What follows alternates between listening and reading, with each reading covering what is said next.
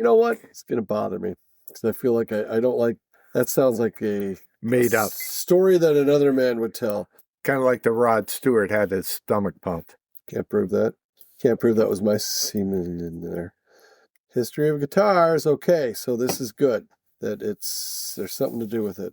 Stevie Ray Vaughan's iconic #1 Stratocaster guitar was once owned by fellow musician Christopher Cross, who traded it at Ray Henning's Heart of Texas music store for a Les Paul looking for a thicker sound, only for Stevie to discover and purchase the very next day in 1974. So that checks out. That whole story.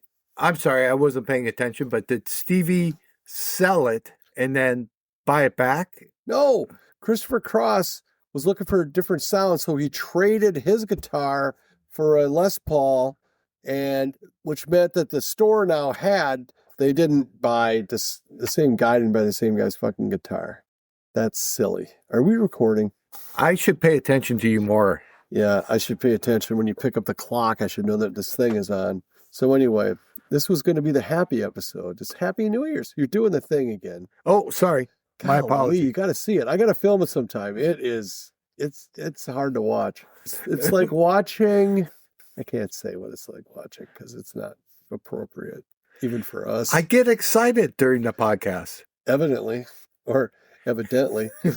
Did you know that you say the Green Bay Packers and Green Day, or it's Green Day and it's Green Bay? Just letting you know. Another one goes on Seafood Well. That's Old Bay. I did bring up Green Bay earlier. And I thought he said Green Day. And I'm like, is that he said Green Day? Because the emphasis was on the wrong syllable. Mike Myers, A View from the Top. When I do even street names, Pilot Knob, that throws you off. No, it's Pilot Knob. Yeah, you do say Pilot hard. Why wouldn't you? That's where your bread was buttered, baby. That's like when I say salesman instead of salesman. No, that one don't work.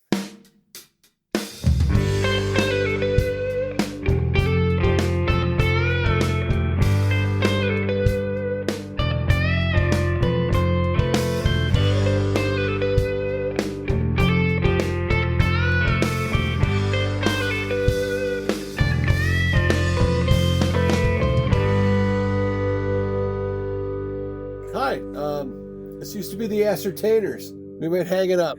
No, we're in the new year by now, aren't we? Yes. So we started 2023, 4. This is our, no, I can't. We started 2023. That's what we said. Shit. Yeah, I know. But so 3 to 4 to 5. So we're going to we're in our 4th actual year. You saw it. You saw it. I did. I flickered my fingers. I gave him some little small J jazz hands there. But I picked that up from watching the governor of Minnesota, our great state. He did some jazz hands on the campaign trail when he was almost the vice president. We're from Minnesota, for those who don't follow politics. That's right. So if you need any money, just ask us. We'll give it to you. We're a generous state, according to our... Oh, boy. We're not political. I wish we were today. But anyway, it is the new year. Do you think that's how it'll work? Like how weeks go? I think so. So this is technically today's date. It's before Christmas 2025, but we're recording 2 episodes because Mark's got a thing. So here we are. Welcome to 2026. That's like space, man. That's like the future. When you're a little kid, did you ever think about 2026? Well, that's exactly what I was going through my mind. It's like, this is when you would think of a future date, like when the Jetsons were happening, it was before 2026. Yeah. Wow. But you're also looking at 30-year-olds thinking, oh man, they're old. Yeah, back then. Yes. Not now. Let's make sure you know that. I'm older than 30. I'm 32. Well, you look great for 32. Dog years. Yeah. So anyhow, this I think I mentioned this it still is the Ascertainers. I just was handed this piece of paper. We are still the Ascertainers. That's still Mark. Hello, everyone. And my partner over on the other side is Jim. Still Jim. Ooh, got a new watch on tonight, Mark? Tonight. It's the second episode, and that means that I've had 2 servings of bourbon, and sometimes I talk funny. I talk not good. I don't talk good. You say Green Bay as Green Day. That was Green Bay with Good Riddance. and Green Day with the jet sweep. I don't know why they would call it the jet sweep, though, because it... Wrong team. Yeah, I know. Did you just do that thing again? Make that sound? How do you do it? I don't know. My watch caught on this spring. Oh, there's a lower spring. I was watching your upper spring going, you weren't even anywhere near that, Houdini. So anyway, here we are. It's colder than a witch's doorknob. It's gotta be cool. Anyway, so yeah, it's the short. I think the days are getting longer right about now, but by like a minute. But what a weird state we live in, where like this time of year, before 5 o'clock, it's dark, and in the summertime, it's like 6 hours later, like just before 10 o'clock on the longest days, it's, there's a little tiny bit of daylight left. Can someone tilt the earth back up a little bit? Because I don't like it. Well, think if you lived in Alaska. Oh, where it's like one or the other. You've been, tell me about it. I think you've told us about it before, but I'm fascinated. I would think that the depression rate would be off the chart. From the people I know that live up there, they say, well, you got to get away down south once during the winter. Down south, like to the States? Or farther, Mexico or something. Okay, a little bit. Do people I know that people, for example, in like, every time I think I say that one word too much, I say it the Scandinavian countries are about the same. Would that be latitude or longitude? Latitude, fatitude, that it goes around. I thought it was longitude. That's the going from North Pole to South Pole is longitude. So fatitude is the equator. Not real politically correct, but okay, I'll go with that. So they're of the same latitude, but I think I would just think from a health and longevity standpoint, it's got to affect how long you live, or does it? Well, there is a lot of the S.A.D, the seasonal affective disorder. Yeah. Oh, I thought that would just be in Scandinavian. Maybe that's a thing. You know how they're known as being real stoic and not very much for yucks and laughs and such. I think one year that just my father-in-law. The Alaskan government handed out sun lamps to people up there to help mentally. Though the efficacy of those, I think, is a tad unproven, but you lack vitamin D and all the stuff that you get from natural sunshine. Light therapy is a thing where people with S.A.D, it's like you create a sunrise in your room, in your bedroom or wherever you sleep. We had one of those growing up. You guys had sun you just lamp? didn't have curtains. Made it sound as it was pretty rough around there, so. Probably secondhand from a garage sale. And all it did was make your face red from the heat. Did everyone gather around, or just a few of the family members took an interest? Well, I had such a big head that no one ever got any effect from it other than me. Head, move! Oh, you'll be crying yourself to sleep on a big giant pillow. So I Married an Axe Murderer is the movie we just referenced, and if you haven't seen it, you're in good company because not a lot of people have. But it is wonderful. It's a hidden. It's like what do you call that? A cult classic, perhaps, but if you like Mike Myers, you're gonna love that movie. So here it's again time of year. It's cold. It's winter. We're in the bowl game season. Oh, Mark's going to want to talk about sports. Just wondering if bowl games are going to go away. Has there been one yet? I think I don't give much of a thought about college sports in general, but I like the big bowls, Fiesta and the Sugar Rose Bowl, Sugar Bowl, but the Ascertainers Bowl, with the Rochester Community College playing Air Force, that doesn't. That was pretty harsh. RCC's given 2, but anyway, I just can't. Who is excited about those? I think it's a saturated market, is what I'm saying. It used to be a thing to make a bowl game. It used to be a thing, right? What were there, 8 or so? Cotton Bowl, Sugar Bowl, Fiesta Bowl, Citrus Bowl, Orange Bowl. A couple in Texas. That was a Cotton Bowl. It was usually New Year's Day. Bowl games were played on one day almost. Yeah. And how many are there now? Like 30? I think there's more than that. That's too many. Who gives a shit? I don't know how I feel about Notre Dame going, well, we didn't make a good bowl, so we're just not going to play. That's just bad form. Yeah. I mean, am I going to want to go play at Notre Dame if I know that if we're not playing for all the marbles, I'm not going to get my last. Playoffs has kind of ruined the bowl games. Mm-hmm. And is it still, at the end of the year, isn't it still kind of like the best team isn't the best team? We argue about that all the time. So why not just go back to the old bowl format? I don't know. God, I'll tell you right now, Mark and I talking about sports is... I only brought it up because I watched the Army-Navy game, and that was almost like... We're going to be talking about the Grateful Dead, everybody. Did Yeah. Mark tell you he played football for Air Force? I just learned he boxed for the Air Force. Not for the Air Force, in intramurals. I think he really wanted... Let's just peel the onion back a little bit. Mark got the shit beat out of him once. My roommate made the Air Force NCAA team, which we're going to have on from... Is he going to beat the shit out of me just for looking at him funny? Well, he's in Texas, so he's not going to have to worry about But it'll be remote? it. It will be on the We'll phone. find a way.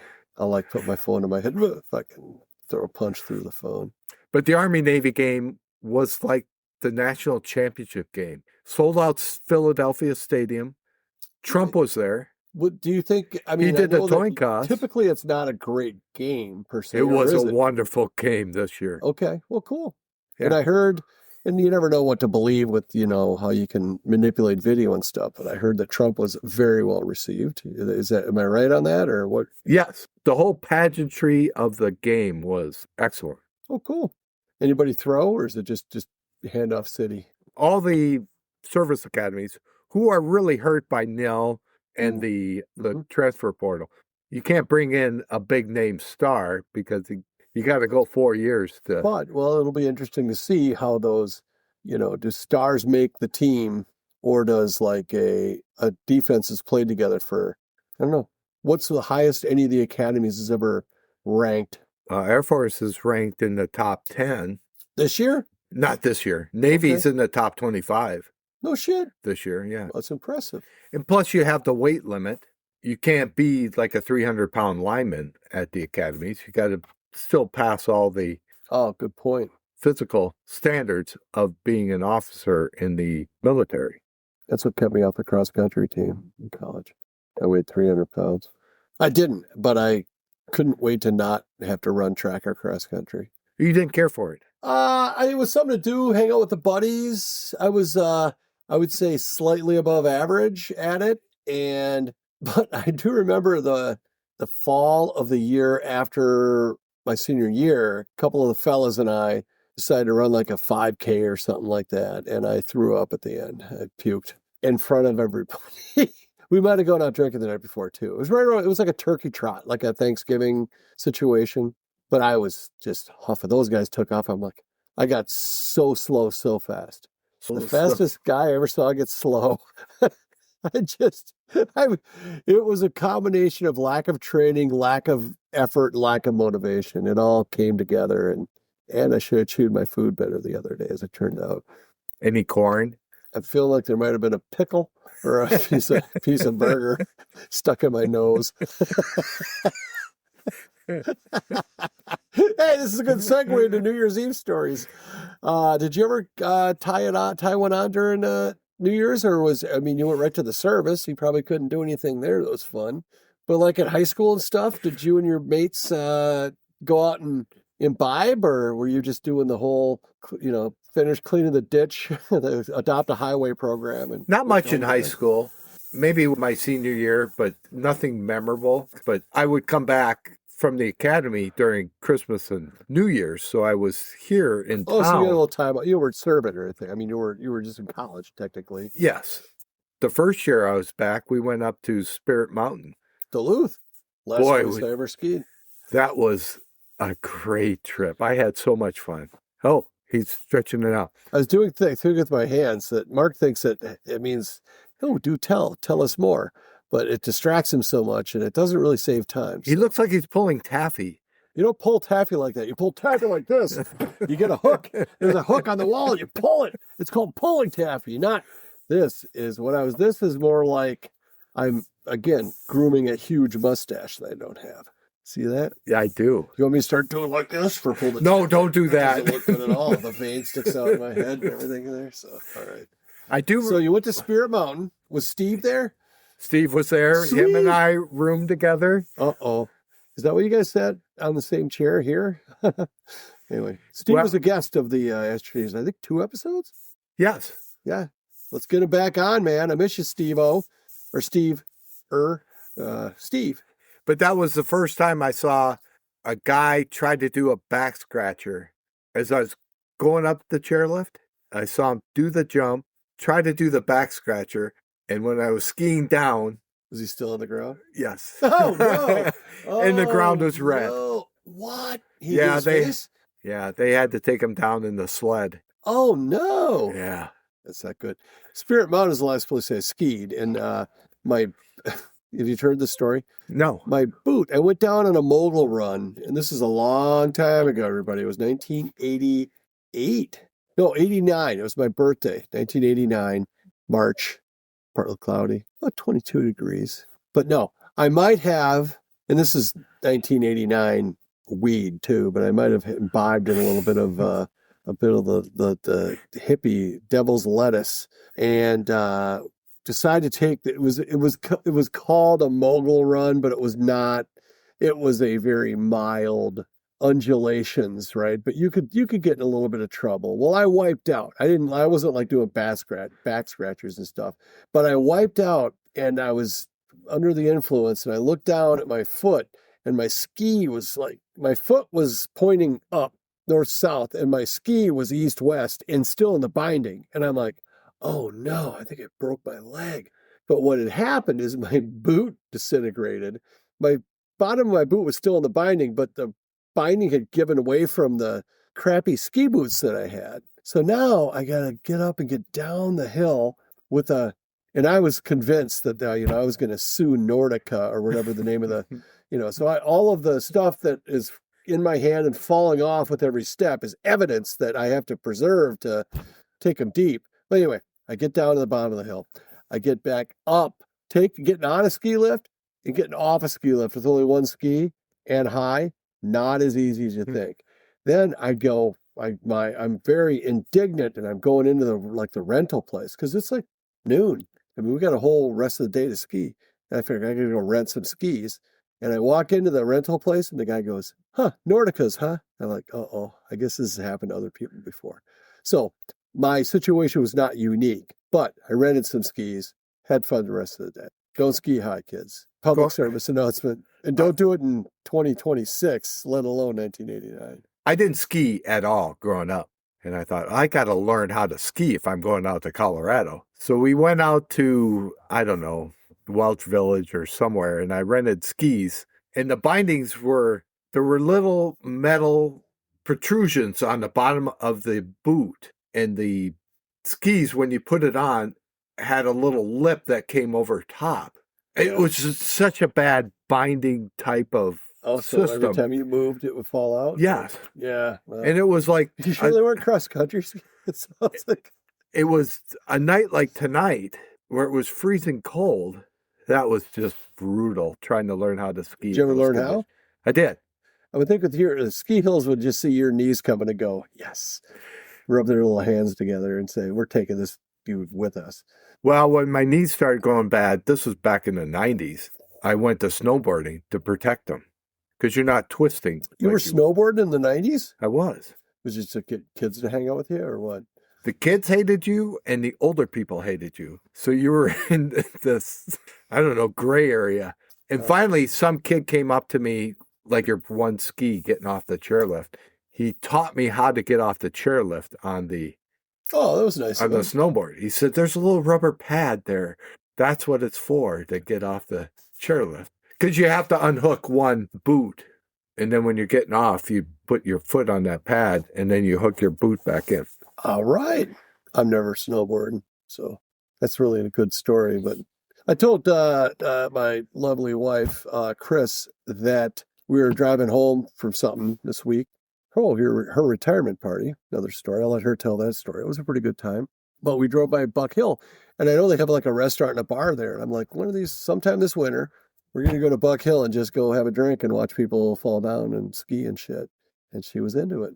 As long as I don't got to ski, I don't think my body would be good for skiing. I love skiing. It's just stopping. It worries me at this age and size that I have become. Yeah, you fall, you'll stop pretty quick when you run into someone else. I'd picture like the big snowball, like picking up other skiers. Just arms. Yes. Arms, a bench, a deer. So, interesting you mentioned Welch Village, because I want to talk about my song of the week. Song of the week, because this is New Year's, and you look at you. You're looking dazed? Well, no, you're kind of bothered by the fact that it says song of the week. Is that okay? No, just you talking hurts. I know. It's just, as Randy Quaid said in Christmas Vacation? It's best just let him finish, Clark. Is that a line from It Christmas is from Vacation? Christmas Vacation. Is that the quote? I'm sure I messed up. It is. No, it's perfect. Oh, well, sometimes you can't help it. But it's a blessing and a curse being perfect. But New Year's Eve is the topic. I was thinking about how cold it is, thinking about actually I'm drinking a little bourbon, and it reminded me of a time skiing at Welch Village with my old friend Scott N., my long lost friend. Sadly, he's still alive. It's just that we're not friends anymore. We stopped being friends after we lived together after college. But anyway, long story. But I remember vividly sitting in the back of the mountain, little chalet. I know we were drinking probably Windsor out of his little leather Boda bag kind of a thing. And Crazy Little Thing Called Love by Queen came on the radio overhead speakers. And it was a moment, and it was fantastic. And wonderful. Yeah. So, and then as I'm thinking, oh, was that the best song from that album though? Because I really liked a lot of and I thought it was on Queen Jazz. And then I looked up the songs on Queen Jazz. Queen Jazz is not a good record, dude. I don't even know the record. It's The Game is the one that it had Dragon Attack. It had I'll tell you try not to swear. It is the new year now too. While you're looking it up, that's a great bass on that song. He's just doing scales, basically. Tracks. Okay, songs. It's got Play the Game. Pretty good song. A little, theatrical, but, hey, it's, what you were signing up for. And then you got Dragon Attack, which was kind of a gritty little pre-rap number. Another one, Bites the Dust. Heard of it. Need Your Lovin' Tonight. Not sure I remember that one. Crazy Little Thing Called Love. Side 2 was Rocket, also called Prime Jive. Sail Away, Sweet Sister, Coming Soon, and Save Me. All right, so side 1 of that album is pretty good. So we'll post that in the old show notes. And Mark, what is your song of the week? I changed mine because Jim wanted to do a New Year's theme. My first assignment was in the Air Force was Japan. So I went over there end of November, early December. Like just kill them all, or you just went there? I was stationed there. So I didn't know too many people, but I was sitting in my room on New Year's Eve because I had jet lag. Oh, so you got there, like first time got there at around New Year's Eve? Or you had traveled back there? That was my first time. Okay. I was being stationed there. And so my sleep schedule was all wonky. It was New Year's Eve. I woke up, or I was up at that time, and I heard a party and Relax by Frankie and the Hollywood was going on. Frankie Goes to Hollywood, yes. Thank you. Yeah, I was thinking, God, I wish I knew those people that I could go over to their party. So it was kind of a happy, sad time. But memorable. Memorable. Transformative. Like, if you hear that song, do you think of, does that take you back? I do. Kind of thing? That's the same with me with... eating tuna fish out of a can, thinking, I wish I was at that party. Okay, Fonzie. Oh, but did you tell them you were going to a way better party, but you just sat at home and you're... That's right. Tuna, that's like Japan. Everybody was... weren't they? What are they eating? What would Fonzie eat if he was in Japan? I mean, tuna fish out of a can is like everyday food, isn't it? I don't know what Fonzie's taste would be. It's the Fonz. They have McDonald's there. They didn't then, though, did they? It wasn't that long ago. They had McDonald's in the 80s in Japan, I suppose. Yeah. Chris and I stopped at McDonald's last night. I went to 2 retirement parties this week. I'm getting very old. And one of them that was at a restaurant, but we were talking the whole time and we didn't eat any. It was had like, appetizers and stuff later on, but we just ate and drank and talked. And it was on the way home. It's like, okay, we got this stuff we could heat up or this or that. And she goes, well, we just go to McDonald's. I'm like, I eat McDonald's literally 3 times a year, if that. So I try to go to the drive-thru. My window is frozen shut. I got to back out of the drive-thru, walk in. Not an English speaker. I mean, the people in the back are communicating, and it's all entirely in Spanish. But you know what? It felt great. They all got along, and they're also happy and stuff. So it's like it's a very Can't interesting. you just order on the touchscreen? Well, I've seen that. Last time I was there was this summer. Again, I go a couple 3 times a year. No, it's going to put someone out of work. And I also probably wind up with like 57 Big Macs, and I don't want that. So anyway, You're starting to sound like a really old person. I'm not. Oh, I mean, you look at me, you think, oh, that guy knows how a kiosk works at McDonald's. But anyway, I wind up and I get this like McHappy meal. It's like the McDouble meal. And she goes, do you want any sauce with that? I'm like, no. Well, it turns out you get a McDouble. It's a double cheeseburger. You get French fries and you get something to drink. Of course, I upgrade. She goes, is fountain drink okay? I'm like, oh, can I get a shake instead? Hell yeah, you can. It's no longer a value meal. But anyway. And then they give you a 4-piece thing of McNuggets. I didn't know about that. So I get home, taking the shit out of the bag, and I go, God, these cheeseburgers are really small. No, it's a 4-piece McNugget. It's like the size of something you would put a set of false teeth in. Looking at you, Mark. Anyway, but yeah, so I felt horrible today when I woke up. I had a Big Mac and a double cheeseburger and a couple of fries.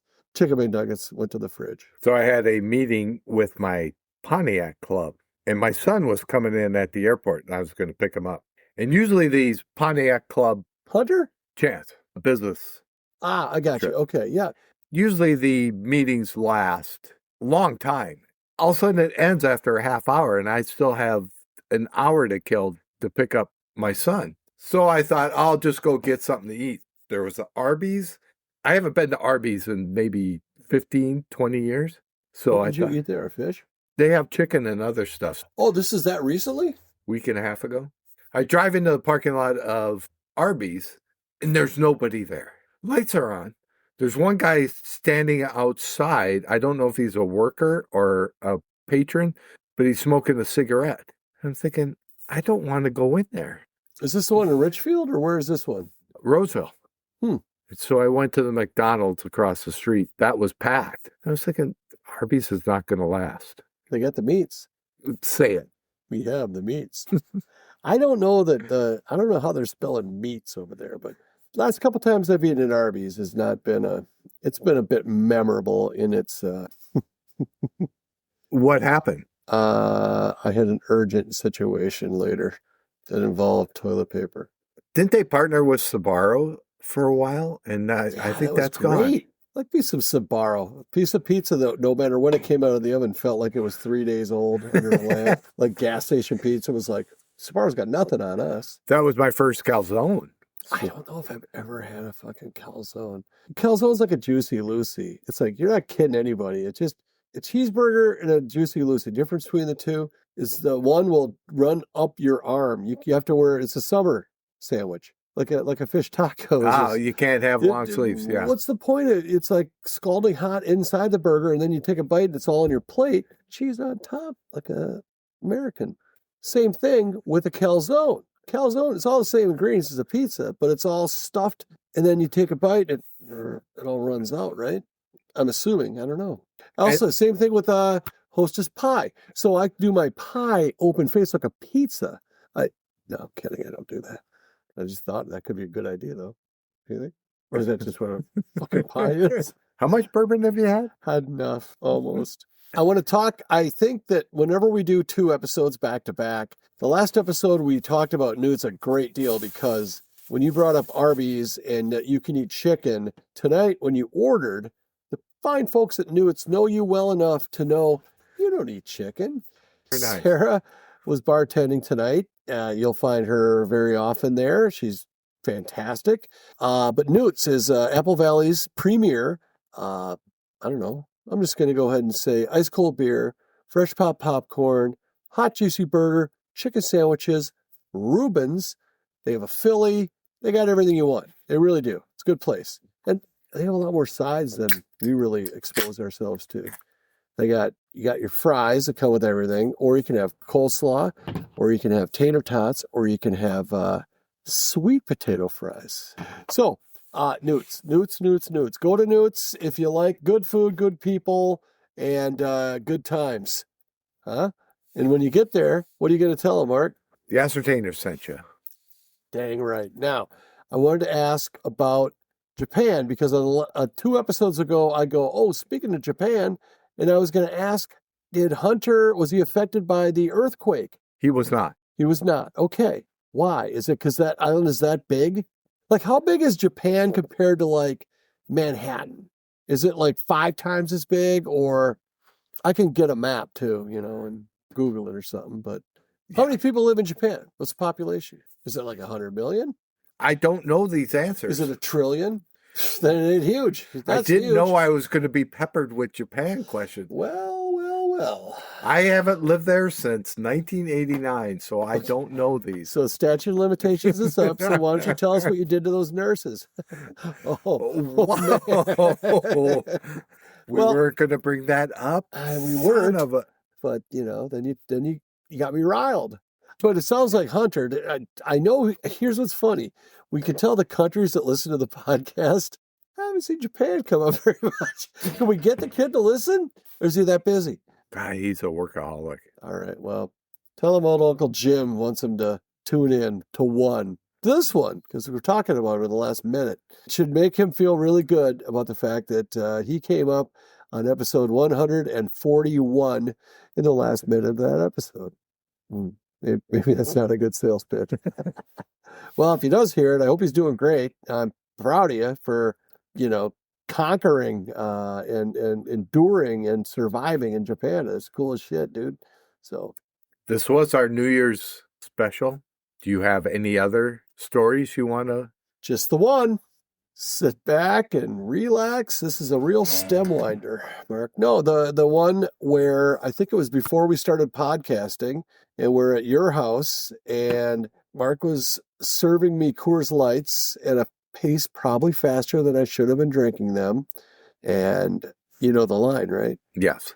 You could say that I told Mark's wife that you can't get drunk on light beer, but I think I shouted it. Would it be screamed it?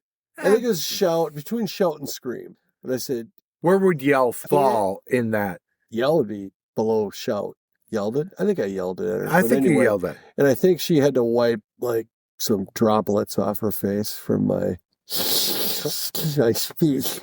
Can't get drunk on light beer. There's not even an S in that, and I still wanted to probably spew. But anyway, that was a fun night. And tonight was a fun night, but it's not really New Year's Eve. We had a couple of neighborhood parties when I lived here that were fun. Yeah, we had some at Bruce's. I think we had 1 or 2 at Todd's, maybe. Or am I thinking of a Progressive? Oh, we had a Progressive. Did we talk about that or not?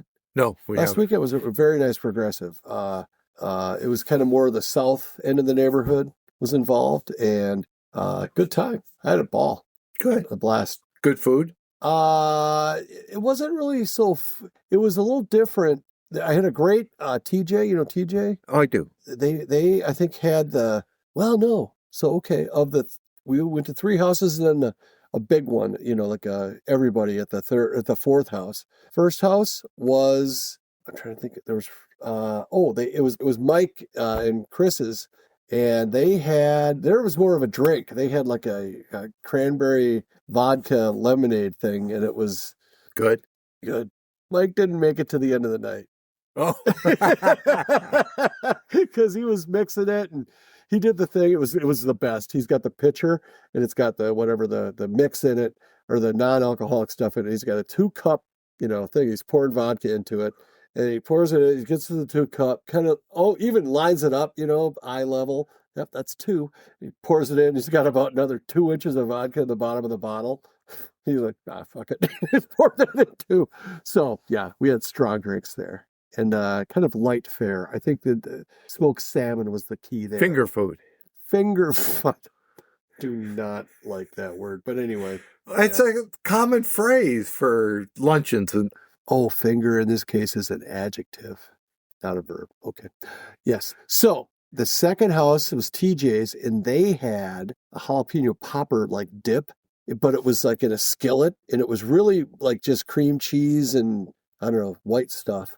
And it wasn't very spicy, but it just was great. By then I was, kind of had the hungries. And then the third house was Chris and Gina, and they had, those King's Hawaiian buns, whatever. yes.